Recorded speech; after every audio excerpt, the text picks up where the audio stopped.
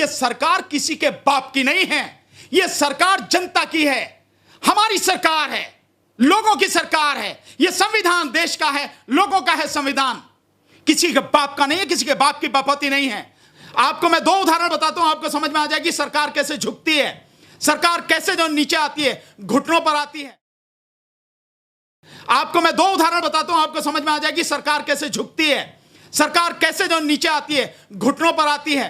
CA NRC का आंदोलन चला, सरकार की हिम्मत नहीं हुई उसे लागू कर सके, ये स्थिति रही। और इसके अलावा मैं आपको बताता हूं, जो प्रशांत भूषण जी पे कंटेम्प्ट ऑफ कोर्ट का मुकदमा चला, आप देख रहे हैं कि सुप्रीम कोर्ट ने सजा तो बोल दी, उन्हें दोषी तो करार दे दिया, लेकिन सजा बोलने में सुप्रीम कोर्ट की हालत क्या हो गई सबके सामने है।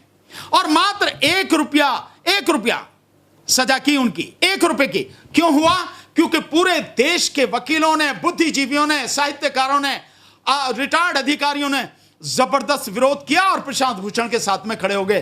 तो अल्टीमेटली सुप्रीम कोर्ट को भी समझना पड़ा क्या स्थिति हो गई है और कैसे उसने, सुप्रीम कोर्ट ने अपने आप को उस मुकदमे से बाहर निकाला। ऐसे फंस गए थे। और अभी एक उदाहरण, बिल्कुल लेटेस्ट उदाहरण है, इससे भी आप उसको समझ लें कि अभी संविदा पर 5 साल के लिए नौकरी देने की जो प्रावधान है वो उसने किया, सरकार ने, उत्तर प्रदेश सरकार ने, योगी सरकार ने। योगी को तो माना जाता है कि मोदी से भी आगे है या उससे भी बढ़ के है, लेकिन उसी योगी सरकार ने जब जो बेरोजगार युवक हैं, जो छात्र हैं, उन्होंने 17 तारीख को मोदी जी के जन्मदिन पर जो उनको बधाई दी, राष्ट्रीय बेरोजगार दिवस मना के जो जबरदस्त विरोध किया, उस विरोध का नतीजा यह हुआ कि योगी सरकार ने वो जो कार्रवाई करने वाली थी ना संविदा पे लोगों को रखने वाली, वो वापस ले लिया। अब कहते फिर नहीं, हमने कभी नहीं कहा, हमने बिल्कुल नहीं कहा, हम तो जो है भ्रम फैलाया जा रहा, ये भ्रम नहीं है, ये लोगों की ताकत है। तो आपको समझना चाहिए कि अगर आप इकट्ठे होकर सड़क पर आ जाएंगे, सरकार घुटने टेक ही देगी। और आज की तारीख में माहौल यह है, इसके अलावा कोई रास्ता बचा नहीं है। ये बिल्कुल झूठा आरोप है। और मोदी जी के जो बरगलाने की कहने की बात है, विपक्ष नहीं बरगला रहा, जो किसान संगठन है वो किसानों को नहीं बरगला रहे, बल्कि देश की जनता को गुमराह कर रहे हैं स्वयं प्रधानमंत्री नरेंद्र मोदी, और वो भी झूठ बोलकर कर रहे हैं। नरेंद्र मोदी जी को अगर जरा सी भी एक नैतिकता बची है, मैं जानता हूं बची नहीं है, पर फिर भी अगर लगता हो तो वो जो मोर के साथ बैठते हैं, वही मोर के नीचे वो पेड़ के जो बढ़िया उनके जो 7 रेसकोर्स उसमें बैठ के जरा 1 मिनट के लिए अपनी गिरेबान में झांक के अंदर जाके सोचें कि तुम कितना झूठ बोलते हो, क्या जो बोल रहे हो वो सही है, वो सच है। अगर तुम्हारी ये स्थिति है तो तुमने आज तक 6 साल में ईमानदारी से तुमने अपने मैनिफेस्टो में कहा, तुमने वादा किया था कि C2 दोगे, दिया C2? नहीं दिया ना। किसानों को जब तक आप उसकी उपज का पूरा दाम नहीं दोगे, जो स्वामीनाथन कमीशन की रिपोर्ट है, किसान की स्थिति कैसे सुधरेगी? आप कहते हैं दोगुनी करेंगे, दोगुनी कैसे हो जाएगी? आप MSP को खत्म कर रहे हैं, और कौन कल आपकी जुबान पकड़ लेगा, कौन आपका हाथ पकड़ लेगा? आप तो झूठ बोले में नंबर 1 है। अगर दुनिया में कोई झूठ बोलने वाले का इनाम दिया जाए तो आपको जो क्या कहते हैं, जो डिक्टेशन वाली स्थिति होती है ना, फर्स्ट क्लास से भी ऊपर, वो मिलेगी आपको। वो आपका नाम जो गिनीज ऑफ वर्ल्ड रिकॉर्ड में आवेगा, उसमें सबसे ऊपर आवेगा कि सबसे ज्यादा नंबर अगर किसी को मिलने हैं एक विषय पर झूठ बोलने में, तो माननीय नरेंद्र मोदी जी।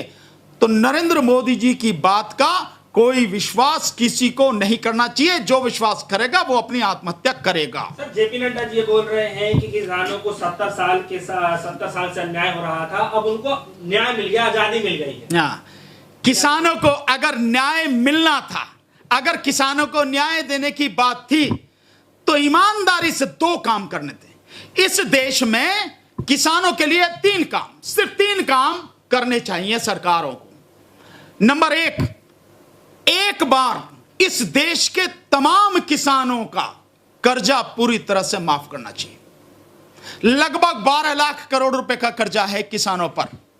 और मैं इसे इसलिए कह रहा हूं कि 2004 के बाद से ये जो सरकार रही है, चाहे यूपीए सरकार रही हो और चाहे ये बीजेपी की सरकार रही हो, एनडीए की सरकार, इन्होंने हर साल लगभग 5 से 6 लाख करोड़ रुपया जो उद्योगपति हैं उनको टैक्स में और अलग अलग तरह की छूट दी है, और इसके साथ ही उनका लाखों करोड़ रुपए का कर्जा माफ किया। और इसके बावजूद भी उनका एनपीए है जो यूं ही पड़ा है, पैसा अभी जो बकाया कर्जा है वो यूं ही पड़ा।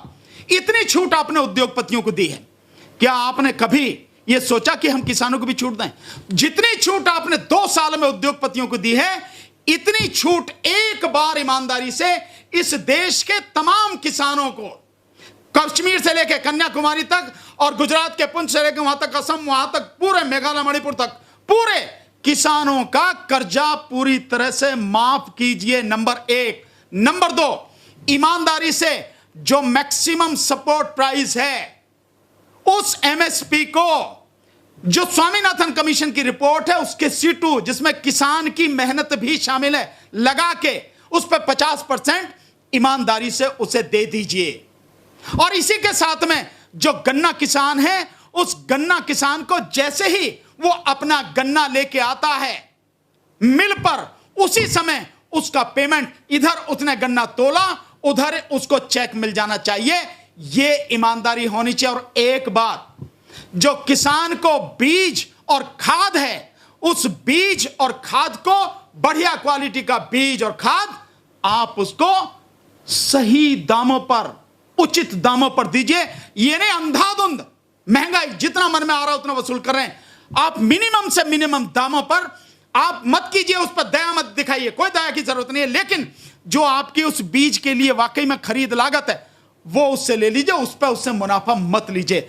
आप ये 4 काम कर दीजिए किसान को, समझे ना जी। और इसके साथ में जहां सूखा पड़ता है उन किसानों को पानी की उपलब्धता आप उपलब्ध करा दीजिए। बस इतना काम कर दीजिए। आप समझ लीजिए कि किसान को जो है आपने सब कुछ दे दिया। लेकिन मैं जानता हूं आप करेंगे नहीं, क्योंकि आपकी नीयत नहीं है, क्योंकि किसान आपकी प्राथमिकता में नहीं है। आपके यार दोस्त, बिजनेसमैन, पूंजीपति, वो आपकी प्राथमिकता में। मोदी जी को यह भी जरा जवाब दे दें कि किसानों के, जिन किसानों के भले की बात कर रहा हूं, जब से आप सत्ता में बैठे हो, जिस दिन से आप सत्ता में बैठे हो, उसके बाद से किसानों की आत्महत्या का आंकड़ा लगभग दुगना हो चुका है। और यही नहीं, आज की तारीख में तो हर दिन 381 एनसीआरबी का जो डाटा है उसके अनुसार लोग इस देश में 381 लोग प्रतिदिन आत्महत्या कर रहे हैं। तो मोदी जी के देखिए आत्म विश्वास, यह है हालत, कुछ नहीं इसमें कर सकते हैं। इसलिए मोदी जी ने और मोदी जी की सरकार ने, भाजपा सरकार ने किसानों को धोखा दिया, किसानों की पीठ में छुरा भोंका, कह के भी कोई वादा पूरा नहीं किया। क्या कहना चाहेंगे जाते जाते किसानों के लिए जाते जाते कहना, भैया मर तो रहे हैं, आत्महत्या तो कर ही रहे हैं, आत्महत्या मत कीजिए। मेरा आपसे हाथ जोड़ के निवेदन है, आत्महत्या करने से किसी समस्या का समाधान नहीं निकलेगा। संघर्ष करने से समस्या का समाधान निकलेगा। घर में मत बैठिए, एक दूसरे साथी को समझाइए, एक दूसरे साथी को इकट्ठा कीजिए और इकट्ठा करके मजबूत संगठन बना के बाहर निकलिए, सड़क पर निकलिए। यह सरकार किसी के बाप की नहीं है, यह सरकार जनता की है, हमारी सरकार है, लोगों की सरकार है। यह संविधान देश का है, लोगों का है संविधान, किसी के बाप का नहीं है, किसी के बाप की बापती नहीं है। बाहर निकलकर इकट्ठे होकर सरकार के विरोध में संघर्ष कीजिए, अपने हकों के लिए पूरी तरह से लोकतांत्रिक और संवैधानिक तरीके से संघर्ष कीजिए, तभी इस समस्या का समाधान होगा।